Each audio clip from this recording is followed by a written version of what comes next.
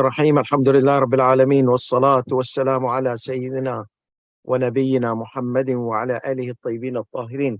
Assalamu alaikum, my beloved ones, wa rahmatullahi wa barakatuh. Inshallah, we are going to take lesson 19 from Manasik al-Hajj of Sayyidi Sistani Damadullah. We were discussing on a few masail. So, we reached to ruling number 42. إذا كان عنده ما يفي بمصارف الحج لكنه جهل ذلك أو غفل عنه. He had the capacity to go for Hajj. He had the money, he had everything, enough money, he had $10,000, but he forgot about it, or he was heedless about it, or somehow he was not aware that he is mustati, or he has the capacity, أو جاهلا بوجوب الحج عليه, or no, he had money. So there are two things. One is called jahil bil-hukum, jahil bil-mawdu'. For the Hausa students, it's nice to understand that ignorance are divided into several categories, okay, or categories, the way you say. So we have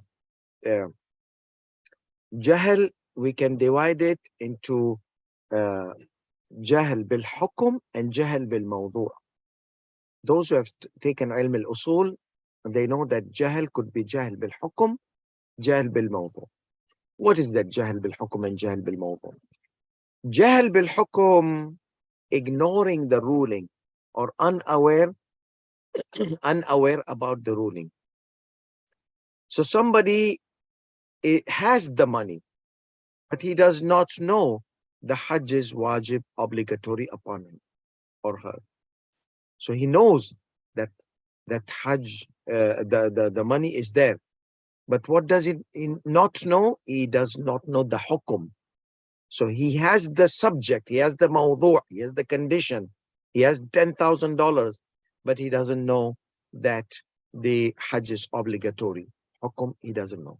Or no, on the other side, he knows the hukum.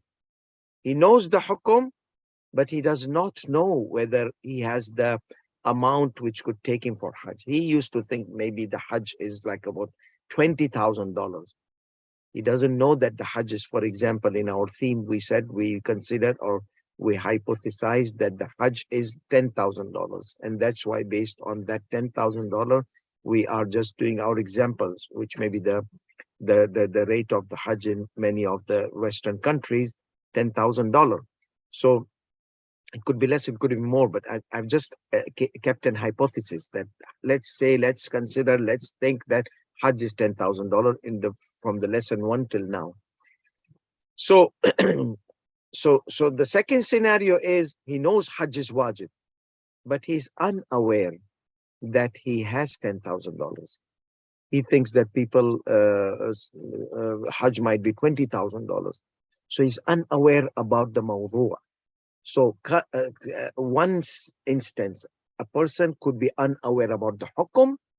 In the second instance, a person could be unaware about the mawdu'. Let me give you another example. Hukum. He doesn't know that fasting is obligatory upon a Muslim. He doesn't know. Holy month of Ramadan comes. He knows that the holy month of Ramadan has entered, but he doesn't know that fasting is obligatory upon him when the holy month of Ramadan enters. Let's take another example. He knows the holy month of Ramadan entered. He knows he has become baligh, but he does not know that it's an obligation to fast upon the one who reached the age of puberty. So he doesn't know the hukum. He has reached the age of puberty. He has entered the holy month of Ramadan. All the conditions are applying. He's aware about those conditions, but he's unaware about obligation of fasting, hukum. The second scenario was what? He's aware about the hukum. Fasting is wajib in the holy month of Ramadan. but he's unaware that he has reached the age of puberty. Many youth, they have this problem. They reach the age of puberty, nobody taught them what is the age of puberty. When do they become in the on the when do they become or reach the age of adolescence? When do they become baligh? So they know that Hajj fasting is wajib on the baligh, but they don't know whether they have reached the age of bulugh or not. I know quite, because unfortunately our member is not talking about these kind of things. You see, well, what is wajib, what is important for the youth, it's not spoken from the member. So therefore, many youngsters, they come only in the majalis, they don't know that they have reached the age of puberty. I know quite a few youth who never knew. And one youth is 16 years old and he just realized that he was baligh at 13 years old. One of the girls, she's 12 years old. She thought baligh is 15 years old or 18. Some of them, they say 18 years because of the norm of 18 years being the age of when the age of minority goes away. So there have been those who live in West. They think that age of minority is age of like being mature is similar to age of being reaching the age of puberty. Mature in the society, some societies consider 16 years old, some society 18. But no, in Islam, the age of maturity or age of bulugh or age where the wajibat becomes obligatory is different than the age of maturity. So if you are in a society, you need to bring this awareness for the boys and the girls, because they should not miss their salat, because once they find out that the salat was wajib long time ago, poor guy, they have to make up the qada of like years and years. So again, we understood even from the example of fasting, a guy knows fast is wajib when a person reaches the age of puberty, but he's unaware that he has reached the age of puberty. A guy knows that a fasting is done in the holy month of Ramadan, but he is not aware that the holy month of Ramadan has entered. So this is called jahil bil mawdu'. And the other one was jahil bil hukum. He knows that we are in the holy month of Ramadan. He knows that he has reached the age of puberty, but he doesn't know that fasting is obligatory. And the same thing here comes with Hajj. So he was um, either ignorant about or unaware about the condition of the Hajj available with him, or either he was ignorant about the ruling of the Hajj being obligatory upon those who have conditions. So that's why he says, إِذَا كَانَ عِنْدَهُ مَا يَفِي بِمَصَارِفِ الْحَجِّ. What is available here? He has the ability. He has $10,000. جَهِلَ ذَلِكَ. But he knows the Hajj is wajib. But he became unaware. He forgot. He became heedless. That's one scenario. أَوْ كَانَ جَاهِلًا بِوُجُوبِ الْحَجِّ. No, he has the $10,000. Okay, but he does not know that Hajj is wajib on him or not. He might be thinking Hajj is wajib on 20,000, or he might be thinking that the Hajj is not wajib on him totally. So there is a kind of unawareness of the ruling. أو غافلا عنه. Or he was heedless about Hajj, obligation of the Hajj. ثم علم. He met some nice people or some hyperbolic irfani people, whoever. They say, aren't you going to Hajj? Why? Why should I go? Hajj is wajib upon you. But I don't have 20,000. No, you have 10,000. You can go. Really? So that really comes out. Or no, he says that Hajj is wajib upon you. Or you have 10,000. So yes, so what? So that means you have to go for Hajj. Hajj is wajib upon you. Really? So in both cases, both really wajib, really wajib. So he became aware now. Aw alima. Or no, he might have seen a kind of hyperbolic irfani dream or epiphany or whatever things that change people's life. He must have seen that kind of thing. Watadhakkara. He remembered. Or somebody reminded him. You remember you're telling me that you're going to go for Hajj. What happened? Oh my goodness, I had forgotten. So when did he remember, or when did he realize? بعد أن تلف المال. after the wealth got deteriorated, that means you used it, you uh, purchased something, you wanted to buy a land or a house, and you kept that istita'a in it,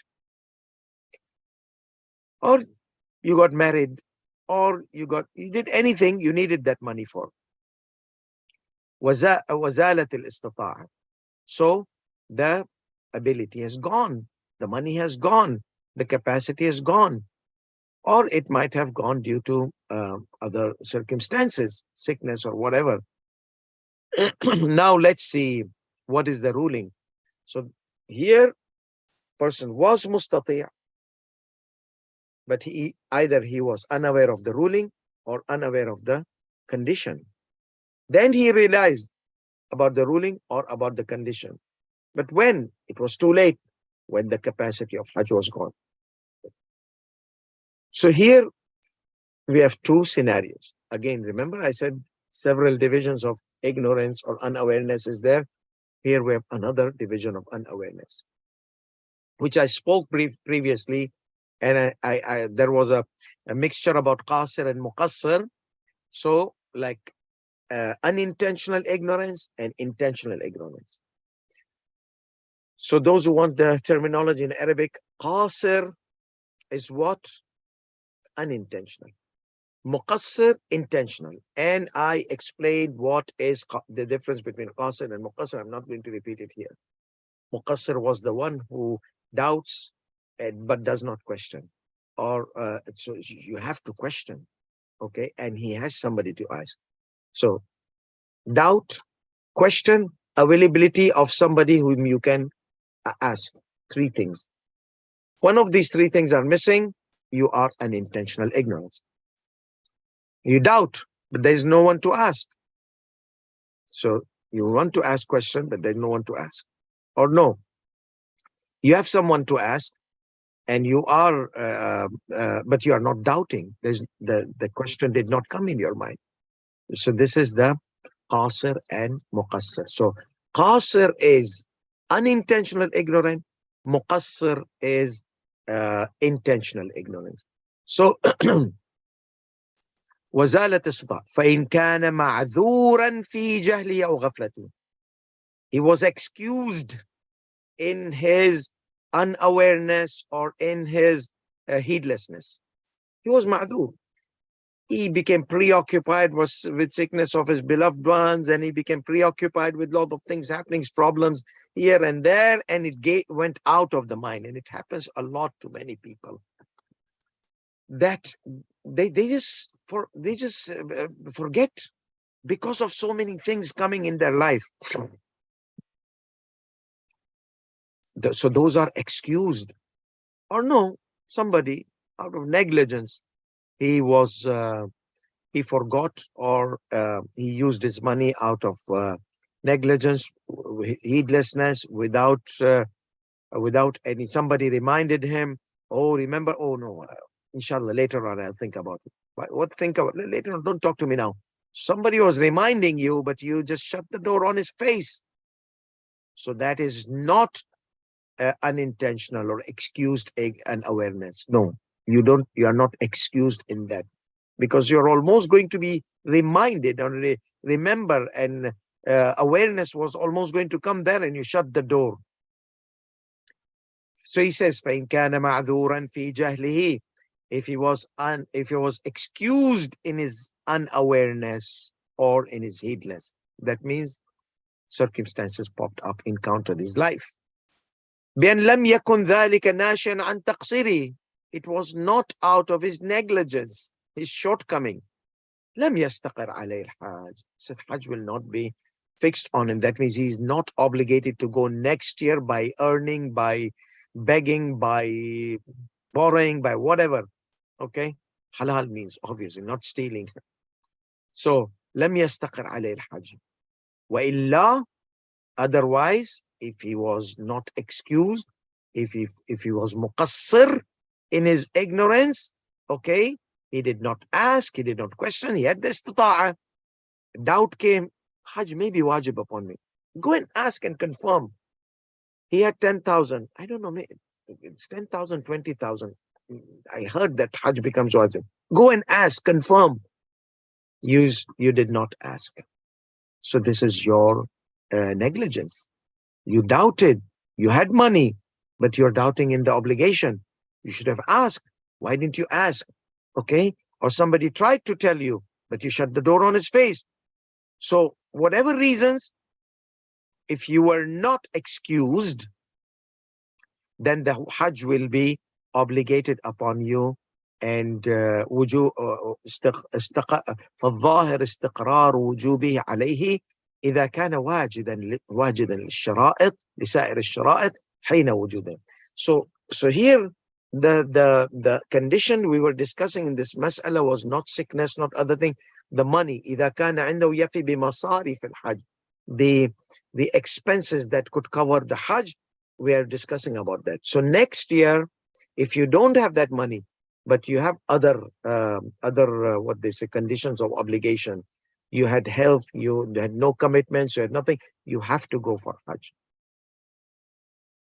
But if you had no money, but you had no health, God forbid, then it will not be obligated, because all the conditions, they combine together. Here, the hypothesis was in ruling number 42 that everything is available except for the unawareness of the obligation of the Hajj, or awareness of the availability of the $10,000, for example. Let's check ruling number 43. كما تتحقق الاستطاعة بوجدان الزاد والراحلة تتحقق ببذلهما عينا أو ثمنا. What does that mean? Remember I said Hajj by gift, Hajj by present, Hajj by somebody gives you a present Hajj, or Meher Hajj, or something like that. Yeah. Some of the sisters, they say Meher will be Hajj. So that means you have to make sure that when to give her that amount of money. So the husband said, Khalas, let me take you Hajj. She can't say, no, I won't go for Hajj if all the other conditions were available and the Meher money got available, then the Hajj becomes obligatory upon her. كما تتحقق الاستطاعة بوجدان الزاد والراحلة, as the ability exists by the existence of the provision and the traveling sources or traveling means of travel. Rahila, the airline ticket nowadays, or any sort of means of transportation. Like if you are in Saudi Arabia or Qatar or somewhere where you can go by car, then that's also means of transportation, which does not cause difficulty and hardship upon a nice, healthy, wealthy youth. بوجدان الزاد والراحلة تتحقق ببذلهما عينا أو ثمنا. Then it becomes available. So تتحقق, similar to the availability. If let's say somebody provided it, somebody said this is the money for Hajj, or aynan, he gave you the ticket and he paid the expenses of Hajj to the hamladar, to the caravan leader, to the muqawil, to the whomsoever, the guy of the caravan, the head of the caravan. So he gave you either the money, $10,000, or he gave you a ticket plus all the accommodations and everything were provided. Aynan means physical thing. Thamanan means the cost of it. Either he gave you the cost of it, either he gave you the thing itself. ولا فرق في ذلك بين أن يكون الباذل باذل واحدا. So there is no difference between the one who, the provider of this provision of Hajj, or the money of the Hajj, or the Hajj itself, be it 1 or 10. How? Because maybe there are 10, 15 people, they love you, and they know that you have not done your Hajj wajib. They have done their Hajj wajib. They want you to go for Hajj this year. So everybody starts providing 1,000, 1,000, 1,000, and whoopsie daisy, you have $10,000. That means Hajj becomes obligatory upon you. But it was not one person, it was multiple people. That's fine. Regardless of the provider being one person, wahidan, أو متعددا, or multiple. فإذا عرض عليه الحج والتزم فإذا عرض عليه الحج, if the Hajj is provided to him والتزم بزاده وراحلته, and his provision and source of travel, means of travel were provided for him. There was a commitment. وَنَفَقَةِ عِيَالِهِ, let's say he was a poor person. They said, don't worry, because if I'll go for Hajj, I'll miss these days which I'm earning and my family will starve. No problem. We are taking responsibility of the family as well. وَنَفَقَةِ عِيَالِهِ وَوَثَقَ بِجَرِيهِ على على وفق التزامه وجب عليه الحج. So فإذا عرض عليه الحج والتزم بزاده وراحلته ونفقة عياله ووثق بجريه على وفق التزامه. So there was a commitment, and sorry, not وفق ووثق. So there was a commitment. He was offered by a commitment. ووثق بجريه على وفق التزامه, and he was confident that they will fulfill their obligations the way they have committed. وجب عليه الحج. Hajj would become obligated upon him. وكذلك لو أعطي مالا ليصرفه في الحج وكان وافيا بمصارف ذهابه وإيابه وعياله. Similarly, if he was given wealth, so now the previous segment which we read was a commitment, okay?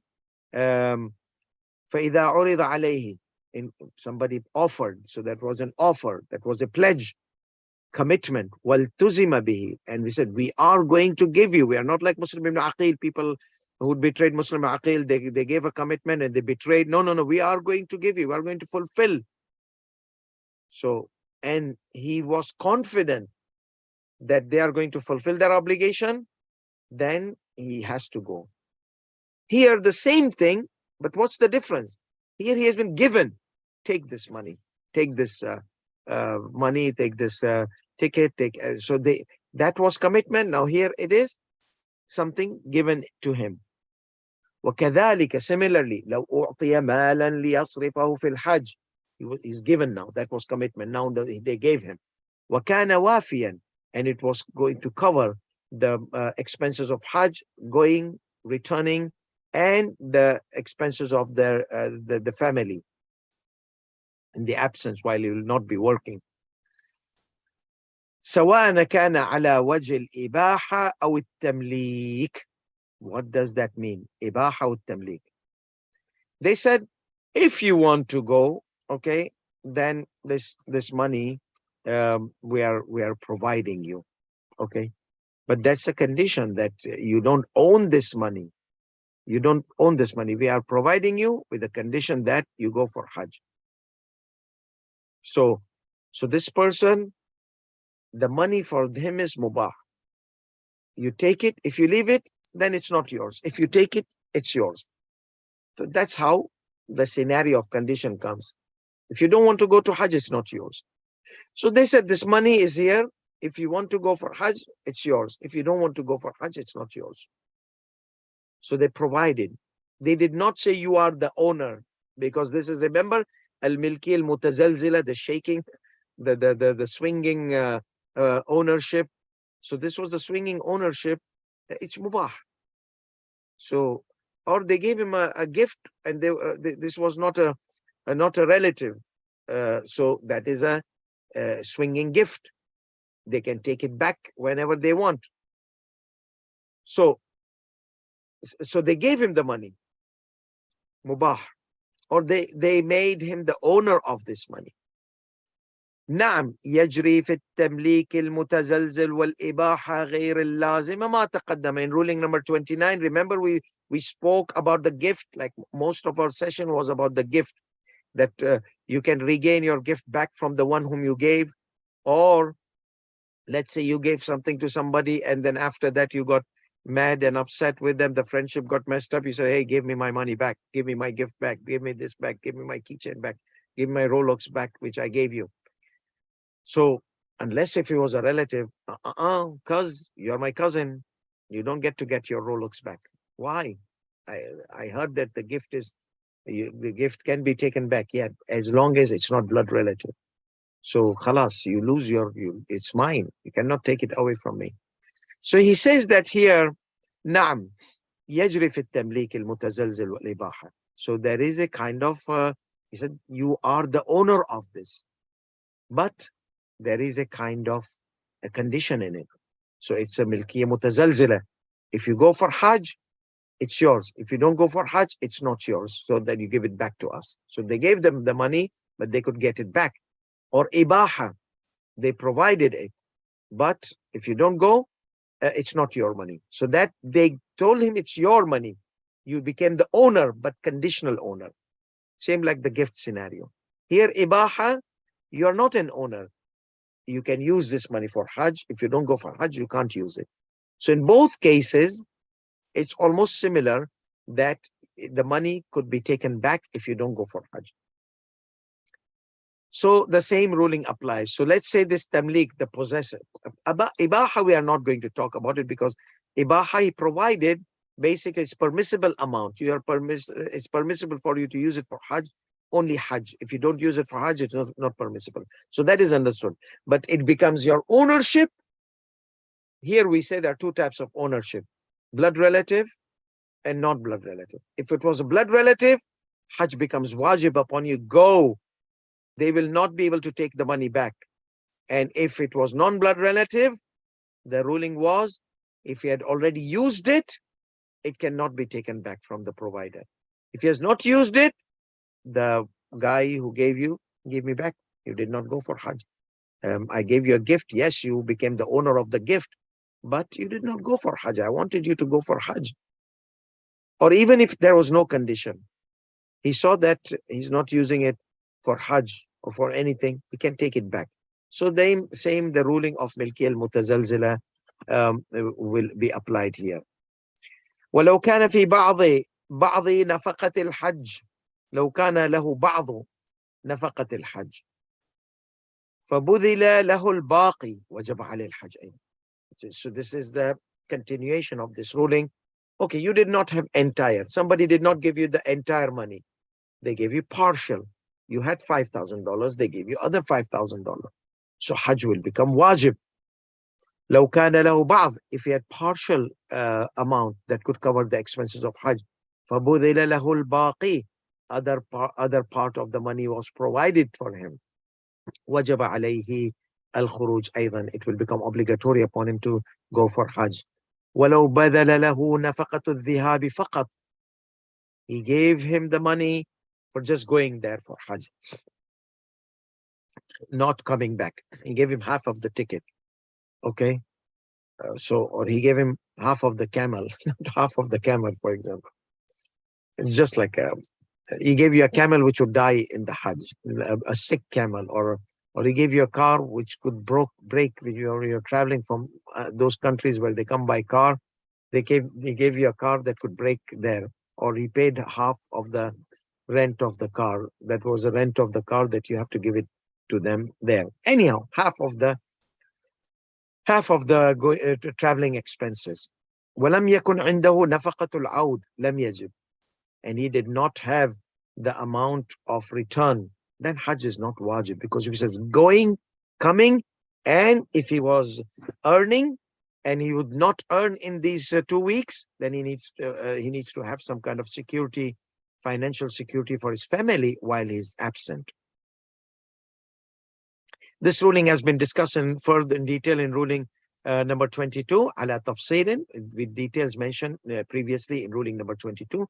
وَكَذَا إِذَا لَمْ يُبْذَلْ لَهُ نَفَقَةُ عِيَالٍ. Similarly, you have the return ticket, but that 14 days of security funds for the family, it was not there, financial support. إِلَّا إِذَا كَانَ عِنْدَهُ مَا يَكْفِيهِمْ. So if you don't have, returning is provided to you, but the family funds were not secured, so Hajj will not be obligatory upon you, unless if you had something to support your family until you return. إلا إذا كان عنده ما يكفيهم, it was sufficient, you had some sufficient amount, for them until they return. أو كان لا يتمكن من نفقتهم مع ترك الحج, or he was not able to provide them مع ترك الحج أيضا. So this is a new scenario. I want you to pay attention here. So he has the amount of going and coming back for Hajj, but anyways he doesn't have any sufficient amount for their family. Okay, his going and is not going for Hajj is not going to make any difference for the family security. They are poor people, they don't have any money. So by your going away, because you're jobless, by your going away, it's not going to affect your family anyways. You see, they're poor, they're starving, so he might say, okay, then instead of sending me for Hajj, give my family food. He might argue, okay, but maybe this guy had another. He may argue as well, argue with an argue. So he said, you know, I'm dying, I don't have money. So you're sending me Hajj. Give me that money, I'll spend on my family. He'll say, you know something, brother, okay, I have made a nether, and this is the only nether amount. I have $10,000. I can't use it for other than sending somebody for Hajj. So an argument with an argument. So for this person, if his going and not going is not going to affect his family's financial security, then Hajj will become wajib on him. There's a new point. Okay. So I hope you have understood. If you're going Hajj and not going Hajj because you're poor already, is not going to affect your financial condition of your family, or the provision or sustenance, then you have to go for Hajj.